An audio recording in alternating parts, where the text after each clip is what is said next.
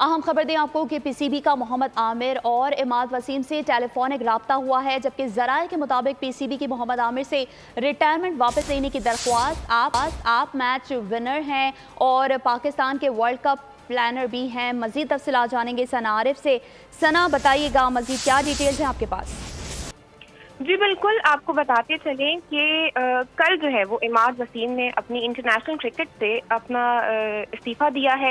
इसकी वजह भी अब जो है वो मजबूत ज़राए की जानिब से हमारे सामने आ चुकी है। वजह ये सामने आई है कि अब से 2 रोज़ कबल पीसीबी के हाई ऑफिशल्स की जानिब से मोहम्मद आमिर और इमाद वसीम को टेलीफोन किया गया, टेलीफोनिक उनसे रब्ता किया गया और उसमें उनसे जो है वो पाकिस्तान के लिए खेलने की जो है वो बात की गई। उनसे कुछ उनके साथ ये प्लान बनाया गया कि जी आपको हम अपने प्लान का हिस्सा बनाते हैं और प्लान में शामिल होने के लिए आपकी क्या रिक्वायरमेंट्स हैं या आपकी क्या विशेस हैं, आप हमें वो बता दें, आपकी प्लानिंग क्या है। मोहम्मद आमिर और इमाद वसीम से पूछा गया, जिस पर इमाद वसीम और मोहम्मद आमिर ने ये ख्वाहिश जाहिर की कि उन्हें इंटरनेशनल लीग्स खेलने की जो है वो एनओसी दी जाए।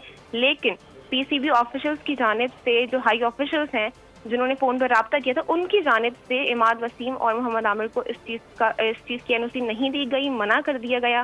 तो उसके नतीजे में जो है वो ये कहा गया कि जी आप मैच विनर्स हैं, आप वर्ल्ड कप प्लानर्स हैं, आप पाकिस्तान के लिए खेलें, पाकिस्तान क्रिकेट के लिए खेलें।